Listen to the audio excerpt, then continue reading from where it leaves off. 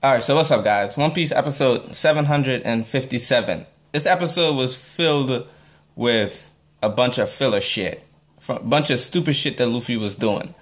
I was thinking about it for a minute, and I was trying to come to a conclusion or to if Luffy was doing this to maybe brighten the mood. Sorry. Or was it just dumb shit? But either ways, it was just filled with a lot of dumb scenes. Now, first half of this was pure filler. Pure filler. Second half of this is where it starts to pick up. Now, the episode basically starts off with the guys walking to see Dogstorm since he woke up in Yarashi. And on their way to it, I love how vibrant and lushfully Zoe looks. Like, the area that they're in, they use like fruits that light up like a light bulb to brighten the way is a source of light. Thought that was extremely cool, and I love how bright it looked. It looked like it was actually working. Now, on their way to it, Luffy stops and check out the grapes. Now, I'm a big fan of grapes. I would have definitely stopped as well, but that was stupid. It was completely stupid. So, we go into Wanda continuing on the explanation of what happened to the country and how where they're at now is basically just a sanctuary. And the main place where everyone came through that was ravaged by Jack was basically the capital. And then we go into a flashback of how bright the capital was and how cheerfully and how full of life it was and how everyone there was so friendly, and they just was friendly for animals too. It wasn't like any type of food chain, I'm guessing. It was tigers. It wasn't like a jungle where everything is dog eat dog. No. So we go into her explaining that after a while, the whole capital heard a bell, and they thought it was a visiting bell, but they haven't heard this bell in like so long because it's like a raiding bell, so it is really heard. Now, when they heard that, they didn't know what to do, and here comes Jack breaking in the gates. Sorry, he's breaking in the gates, and he meets up with the Minks, the population, and he's basically there asking for Raizo, and the Minks are like, we don't know anybody here by the name of Raizo, but you're welcome to look door to door. And Jack wasn't having that. Jack wasn't having no talking. He just wanted to destroy. He wasn't having that at all. Jack the Drought, a.k.a. Kaido'S right-hand man. They didn't reveal his bounty this week. Hopefully next week. Jack the Drought. Now, he's basically proclaimed as one of the 3 or 4 calamities, I think. Now, if you guys don't know, a calamity is something that's like a permanent scar.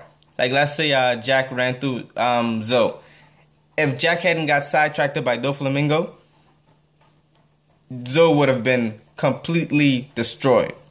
Definition of a calamity. Something that you can't recover from. Completely destroyed. Now, as Jack meets up with the Minks, he basically sends out his underlings, Pleasures and the Gifters. Pleasures are weaker than the Gifters. The Gifters look like partial devil fruit users. We know that Doflamingo has been selling Kaido smiles, and this must be a result of that. Now, as the Pleasures head out to attack the mink population, they basically fight back. That little dude was kicking ass. The little I forgot what he was, little bunny mouse looking. He was kicking ass, and it's funny how they just went from peaceful, fearing animals, human-like.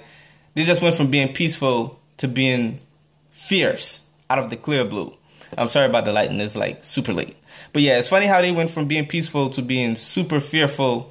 And they used some form of electro on their fists and feet. I'm guessing since they have fur, we all know fur or any type of linen, stuff like that creates electricity or electro or static. Something like that. But if you guys want me to make a video on Zoe, just let me know. Or I can go more into detail of Zoe. So basically, one of the Mink Step 4 tells Jax, listen, you can go door to door and ask for Raizo, the ninja that you're looking for. We don't have any information of him being on the island, but you're definitely welcome to go look, because if our side was to fight and your side was to fight, we'll definitely have a lot of casualties. And being that every mink on the island, even a baby, is fit for combat. Crazy. So he's basically saying that, and Jack still wasn't having that. Jack was not having that. Now we're going to the middle break. Now the midway scene where they show the bounty posters, this arc looks like a super letdown. I thought that since we have a little animation, we were gonna see more of maybe some people in the background, maybe some of the Luffy family. This episode was Luffy and Nami's hometown, which was super boring. I think it was the worst they ever did. Super boring. Back then, at least you had different characters grabbing their gear off the table, but this arc is super boring. Now, we go back into the current mode, the current state where Wanda is telling Robin that's why everyone was injured, and how could they give Jack something that they don't have, which is Raizo that Jack is looking for. And Wanda also states that they don't know how Jack found Zoe and what would let him to think that Raizo was on Zoe. And then we cut into Luffy doing stupid shit on the suspension bridge, bouncing it up and down. Stupid shit. Just a bunch of filler and just a bunch of dumb shit. Pissed me off this episode. They're gonna give this episode probably a 6 to a 6.5 out of 10. If it wasn't for Luffy doing dumb shit, this would have been an okay episode. But again, I love how beautiful Zoe looks. Again, very lushful greenery. It's a very pretty place. Well, before Jack went there. Oh, how could I forget that Law finally met up with Beppo in the woods, and they're practically heading deeper into the woods.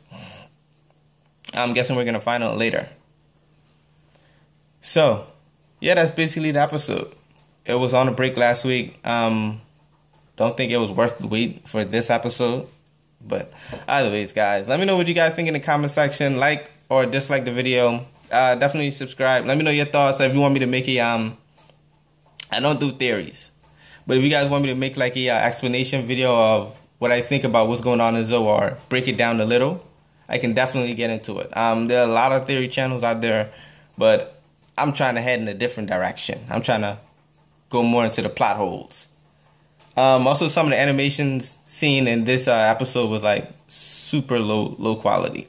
Like when Jack was breaking at the front gates, like all you saw was the gates moving and you saw no shadows. Like you didn't see his crew shadows until after a while down. All you saw was the gate bouncing in. Super low. Basically it. Again, fill with fillers. But that, you guys definitely subscribe. Let me know what you guys think. And I hope you enjoyed this video. I know it's kind of late. The lighting is kind of messed up. But I'm going to try to edit this a little to make the lighting better. But again, thanks for watching.